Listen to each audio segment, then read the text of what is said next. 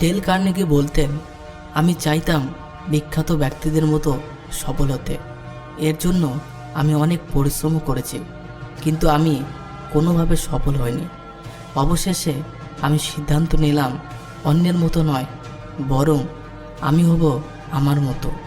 তিনি আরও বলেন, দক্ষতা অর্জনের 4টি পথ হলো: নাম্বার 1, অপরের অভিজ্ঞতাকে মনে রাখো। নাম্বার 2, নিজের উদ্দেশ্যকে সামনে রাখো। নাম্বার 3, সাফল্যের জন্য মনকে তৈরি করো।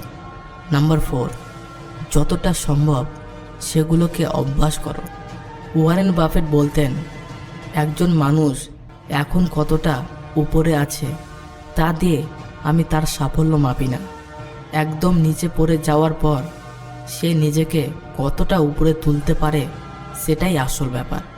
তিনি আরও বলেন, তোমার সময়ের নিয়ন্ত্রণ যেন তোমার হাতেই থাকে, আর যতক্ষণ তুমি না বলা না শিখেছ ততক্ষণ এটা সম্ভব নয়। অন্য কাউকে তোমার জীবনের পথ ঠিক করতে দিও না। মাদার টেরেসা বলেছেন, যদি তুমি মানুষকে বিচার করতে যাও তবে ভালোবাসার সময় পাবে না। তিনি আরও বলেন, তুমি যখন কারোর সাথে দেখা করো তখন হাসি মুখ নিয়ে তার সামনে যাও, কেননা হাসি মুখ হলো ভালোবাসার শুরু। রবীন্দ্রনাথ ঠাকুর বলেছেন, সময়টা তাকে দাও যে তোমার সময়ের মূল্য বোঝে, আর সম্পর্ক তার সাথেই রাখো যে তোমার মূল্য বোঝে। তিনি আরও বলেন, কেউ দেখে না তুমি তার জন্য কি করেছো, তারা শুধু দেখে তুমি তাদের জন্য কি করনি। নেলসন ম্যান্ডেলা বলতেন, ধৈর্য ধরো, সবার সময় চিরকাল এক যায় না, তোমার ভাগ্যের চাকা একদিন ঠিক ঘুরবে। তিনি আরও বলেন, মানুষ কখনো ব্যর্থ হয় না, হয় সে জিতবে, না হলে সে শিখবে।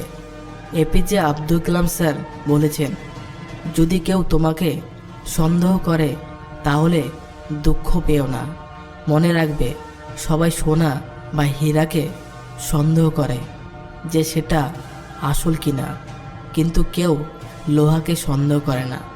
তিনি আরও বলেন, যদি তুমি গরিব হও তোমার নিজের আত্মীয়রাও এড়িয়ে যাবে, আর যদি তুমি ধনী হও তবে দূরের আত্মীয়রাও তোমার খোঁজ নেবে।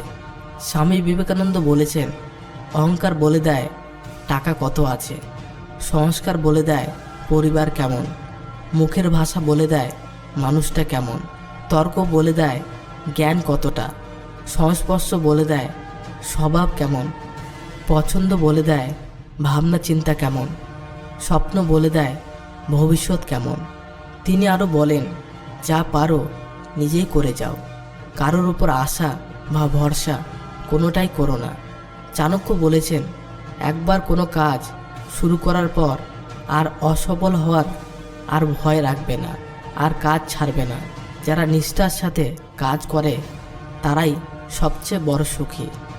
তিনি আরও বলেন, অপরের ভুল থেকে শিক্ষা নাও, কারণ সব কিছু নিজের উপর প্রয়োগ করে শিখতে চাইলে তোমার আর সময় থাকবে না। ভিডিওটি দেখার জন্য অনেক ধন্যবাদ।